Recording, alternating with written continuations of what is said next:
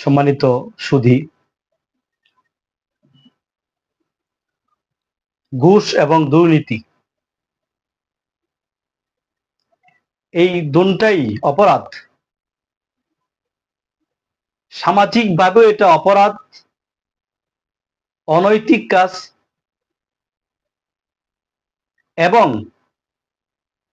ধর্মীয়ভাবেও এই কাজটি সম্পূর্ণ হারাম। আল্লাহ তাআলা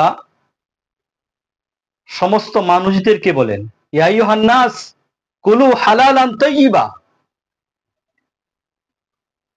হে লোক সকল, তোমরা হালাল এবং পবিত্র খানা গ্রহণ করো। অন্য আয়াতে আল্লাহ তাআলা বলেন, ইয়া আইয়ুহাল্লাযীনা আমানু লা তাকুলু আমওয়ালুকুম বাইনাকুম